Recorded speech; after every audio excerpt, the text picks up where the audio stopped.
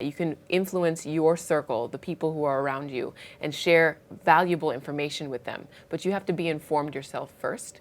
And again, because I'm a scientist, I love research, and I'm constantly doing homework, but it's worth it because I want to be knowledgeable on the things that matter the most to me and my family and my community.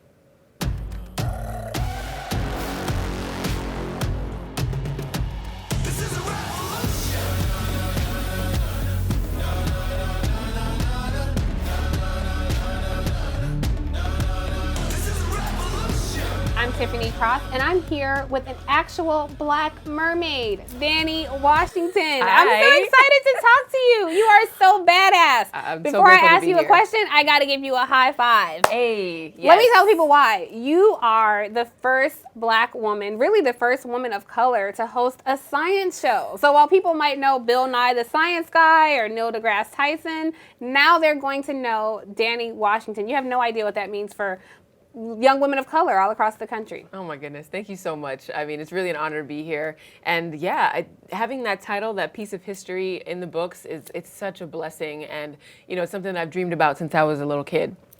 So being able to do what I love, looking at science, helping explain science to everyone, and connecting people to nature is what I know I'm built to do on this planet. That is so awesome, to be purpose-driven already at this point and already have fulfilled a lot of it. So you're not hosting one, you're not hosting two, you're hosting 3 shows, one that's on Amazon Prime, one on CBS, and a Facebook Watch show. So tell me about your shows. So I'm working on a current show that's about women in STEM, which I'm really excited about. We're currently filming right now. But the previous show I worked on is called Nature Knows Best, and it's syndicated on Fox across the country and overseas in Europe and on Amazon Prime. And that show is all about technology and design inspired by nature. So this term biomimicry, I don't know if you've ever heard of it. It's this new field of science where we're looking back to nature to figure out our biggest problems as humans, whether it's designing buildings or, you know, medical advancements. We can look to nature and get all the answers that we need. So that show is all about that. And I love it because I think where we are right now in history as a country, as a society, as a global community, it's about making decisions on how we're going to innovate into the future. I really believe that whether we're looking at climate change or societal issues, environmental justice, we can innovate our way out of this and build a brighter future for everyone. So that show really makes me so excited because it's inspiring minds to think outside of the box, think outside of what you know and look beyond that. So what are some things, because people hear science and they have certain things in mind, what are like 2 or 3 things that are scientific that impact our everyday lives? And you say we can innovate our way out of some problems. Like, talk us through what that means. What does that look like for the average person who's not a STEM person? Right. Well, I think when you start looking at your day-to-day life, there are a lot of decisions that we make individually that not only impact our own health, but impact the health of the planet. So when we talk about climate change or we talk about, you know, global warming, I know that's kind of a trigger word for a lot of people, but it is a change that's happening worldwide where we're seeing the natural patterns and weather patterns and climate patterns of our planet being altered by our behaviors. So when we say, like when you go out to grab breakfast, you know, instead of grabbing that single-use cup, plastic cup, bring your own cup. That's something that you can do simply that would help on so many levels, not only, again, for your health, for your own health, and for the planet. And then also understanding the way that the world works and understanding systems helps us pull ourselves out of our own, I guess, experience. I think a lot of people become a little bit siloed in their own little world thinking, well, what I do doesn't matter. Oh, yes, it does. Everything that we do matters, and it's a ripple effect. So those choices are so important, and science helps explain all of that. And if you have a basic understanding of science, you can see how systems work, and you can figure out where your place is in that and your role here in this world. So there are certainly people of color, particularly black people, who are involved in environmental justice. But what many people may not know is that people of color, communities of color, are frequently disproportionately impacted by environmental issues. Why is that? Well, a lot of times I think our communities have been displaced. We've been put in these areas that are undesirable, whether it's in a brown field next to a factory that's spewing out toxins, in Flint, Michigan, where the water's contaminated. These are all unfortunate situations where our communities are being placed in these areas that are not healthy, and it's not fair. There's nothing fair about it. But we have to understand that that's obviously been done on purpose, and we have to move our way out of that. And I think the first step in healing is to go back into nature and to find healthier ways to connect with the natural world. And it sounds a little bit far-fetched, But honestly, our ancestors knew about that. They were very connected to nature. They knew all the patterns and systems of the earth, and they respected it. And if we can reconnect back to that, I think people will understand, oh no, there's so much better for us out there, and that we can clean up our environment, that we can make our livelihood a lot more full, like, and just and worth everything that we're working so hard for. We just need to continue to find our way out of that and pull our people out of those situations. So I think just people seeing you, they're going to be so inspired and curious about your body of work. But let's take a step back and talk about the pipeline for women of color in these STEM fields. I mean, obviously you're a force to be reckoned with. You're really a black mermaid. Like, you love to scuba dive. You do all these fascinating things. But when you look at the STEM field, so when you look at young brown girls, when they reach middle school, they frequently lose interest in STEM education. Why do you think that is? Well, I know for me growing up, I just didn't have role models to look up to. I never saw another black woman in a STEM field doing an amazing profession in that realm. So being visible is #1 priority for me, and that's why I chose this route to become a TV host, because what better medium than TV and digital media to just get your face out there so that young girls, specifically the ones in middle school who are at that vulnerable age where they're trying to decide what path to take for their future, I think seeing someone that they can look up to is vitally important. And then #2, creating that pipeline, showing them options, opportunities, internships, volunteer, opportunities. Those are all things that we can help give access, especially in the digital age where girls can now go online and do research and see what's available to them. So a big part of my job is really just being an advocate and continuing to inspire young ladies to know that this is all for you. You can do whatever you want to do, and you can be smart, you can be beautiful, all at the same time. Well, you certainly proved that. Let me ask you, so even once you get over that hurdle, once young girls they've studied, they've graduated, they're entering a field that's not very friendly to them. It's overwhelmingly white and male. There have been issues in the STEM-related fields of harassment, and there's only 12% of women of color who are in the field right now. You were a pioneer. You were one of the first people to enter the field. Tell us about your experience doing that. Did you encounter anything that made you feel unwelcome, and how did you get over it? Well, starting in high school, I was really clear on the fact that I wanted to study marine biology. I'm obsessed with the ocean. I grew up in Miami. I've always had access to beautiful water, and my family, thankfully, has been interested too, and they always took me there. But I knew for a fact that I wanted to go to UM. They had an amazing marine science program. University of Miami. Yes, University of Miami. And I knew that when I arrived, there was nobody who looked like me. I think there were maybe 2 other black students in the whole program at UM, which is crazy to think about. And so my experience there was amazing. I loved my university experience, but there was still that longing and that emptiness that I knew that I wanted to see more of my peers in this space. So just getting comfortable with being the only one in the room is something that I had to get used to very quickly, but also standing in my own power and knowing that I belong there and not having that imposter syndrome hit me, and that took a lot of work, a lot of, mental work and confidence building, because without it, I knew I could fall into the trap of thinking that I wasn't worthy and that I couldn't do it. But thanks to some really key mentors, they were the ones who were the catalyst to help me get through that and all those moments where I felt that way, because they showed me what the opportunities were. They believed in me, and they encouraged me constantly to keep going. And without them, I really don't know if I would have made it this far. So I'm super grateful for mentors, and I always encourage young women to find a mentor, whether it's at a distance or up close, but you've got to take the initiative to find the mentor for you and who you want to be like. What skill sets do they have? What talents do they have? What insight do they have that can benefit your career? And you've got to take the initiative and go out and get it. So as you know, we're in the middle of this presidential election season, and climate change, it's come up a little bit in the debates, but arguably not enough, particularly for folks like you who want to see this as, an issue at the forefront of the election.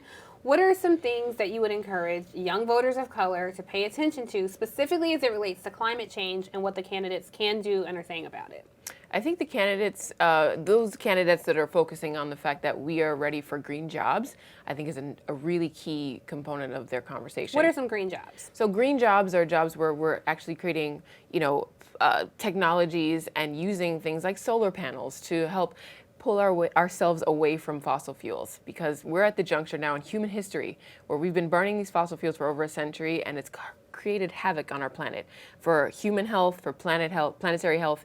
And so having more green jobs will help us move away from those, behaviors that are no longer serving us. We need clean energy. We need to use solar, wind, geothermal energy. All of these technologies are available to us. It's just about implementing them and creating the public will.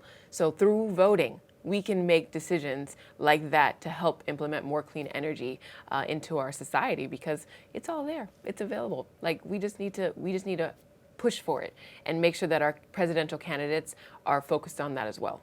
So a big issue that I'm not an environmentalist, but a big issue that I've been told about that is raised for me is straws. People say stop using straws. Why? Why is that bad? Well, straws have come up on the horizon starting last year because it's one piece of single-use plastic that we use on a daily basis that we don't realize creates so much waste on our planet. And it's an object that we use for a few seconds and then we throw it away. But most people don't understand, what does it mean to throw something away? Where does it go? It either goes to a landfill and sits there, or it ends up in the environment, eventually in the ocean. And there was a viral video that went around that a friend of mine who's a marine biologist, she filmed it in Costa Rica, where there was a sea turtle who had a straw lodged in its nostril, and they pulled it out. And it was just a really gruesome video to see another living being suffering for somebody's pina colada. Like, it didn't make any sense. So that kind of awoke people, I think, in a big way, to recognize that our daily habits, our behaviors, our consumption is not doing good things for us and for our planet. And a lot of people can say, well, again, it's just one straw, it's just one thing. It makes a difference. If you use one straw a day and you multiply that by 365 days a year, that one person is contributing 365 straws to a landfill or into the waste stream. And why? We don't need it. When you can bring your own, you can create, just looking at how we are using things and how we're treating the earth is super important right now, because we're at a turning point where we could see a lot of things change for the worst. And it makes me really sad to think that maybe one day, if I have grandchildren, that they won't see the same beautiful creatures that are in the ocean that I've been able to swim with and scuba dive with and experience the wonders of this planet, because we were just a little blue dot in the middle of the universe, but it's the only home that we have.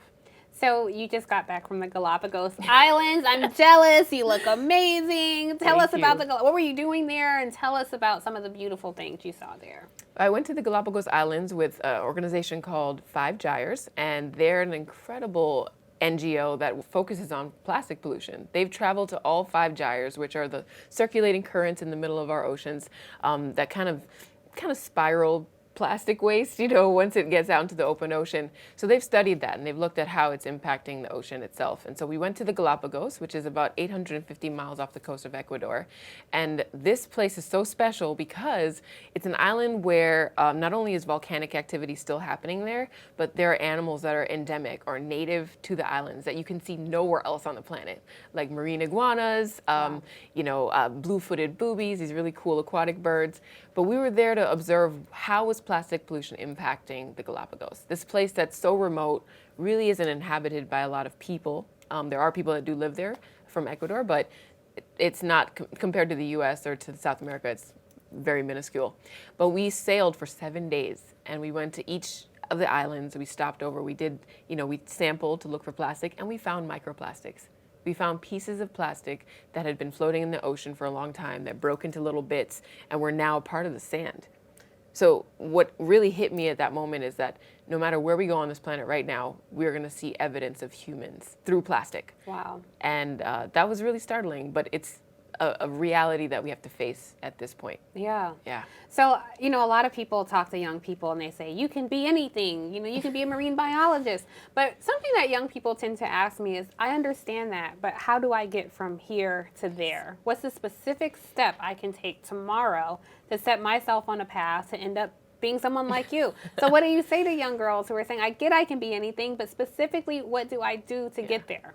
There are a lot of steps, and everybody's journey is different, but I think in general it really begins with, your middle school and high school experience, that obviously you need to get good grades and do your best in your science classes, and then that'll leverage scholarships for you to go to college. You have to go to college, at least get an undergraduate degree in a science or STEM field, and start there. But what really was the catalyst for me in college was internships. So I was super hungry to find opportunities to get experience in different parts of my field. So I worked with a shark research scientist, I worked with a marine mammal vet, I worked with a nonprofit, and that way it gave me a really good vantage point of what job careers are available for me after I graduate, and figure out what works for my personality. Because I knew for a fact that I loved research and I loved field research, but I knew that I wasn't gonna do that for the rest of my life. I wanted to be someone in the middle where I could bridge a gap. I could do science communication, understanding the science, but then translating it so that people who don't have a background in science could understand too. When you think about some of the jobs that some of these young girls can do, like they might not understand, these are all the opportunities. What are some specific jobs that people can graduate and end up performing like you? Well, I think having a degree in STEM is really critical right now, because if you don't know how to code, if you don't know the basics of technology, you're going to be left behind. In the next, 20 to 50 years, we're looking at so many jobs becoming automated where, systems and computers will be doing them for us. And so you need to be equipped with the basic tools. So starting, different jobs that are available. I mean, you can do everything from research science in a lab, you can work for the government, you can, again, start your own nonprofit. I have my own called Big Blue and You, and we focus on educating kids about the ocean through art and science. So I work with scientists and I work with artists, and I created a lane where we can combine those two fields to help advocate for ocean conservation.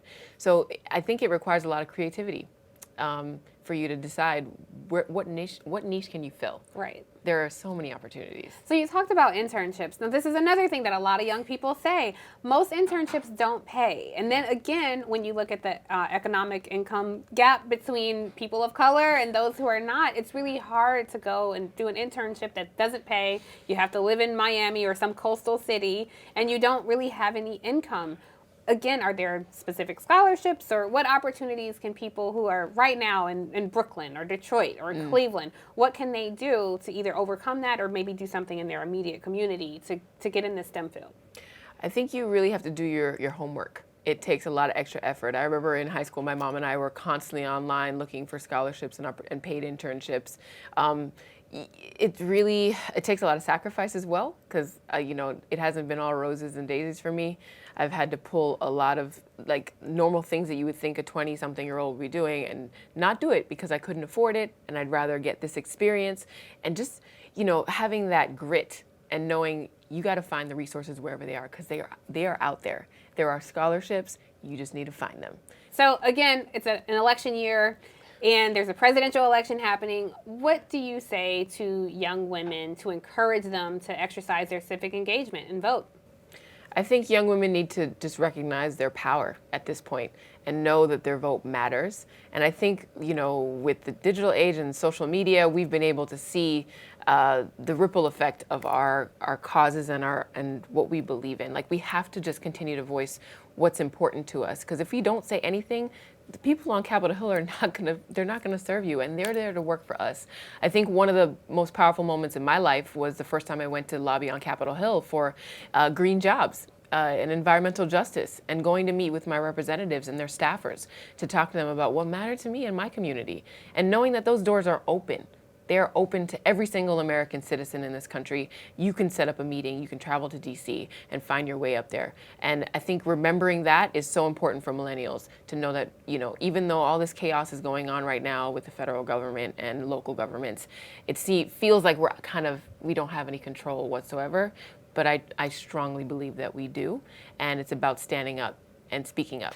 And now you have it all at your fingertips. You can start doing that. You can influence your circle, the people who are around you, and share valuable information with them. But you have to be informed yourself first. And again, because I'm a scientist, I love research, and I'm constantly doing homework, but it's worth it because I want to be knowledgeable on the things that matter the most to me and my family and my community.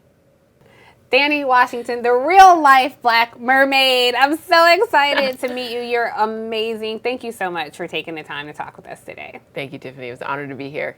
Hey, what's up? I'm Danni Washington. You better get woke, be woke, and stay woke.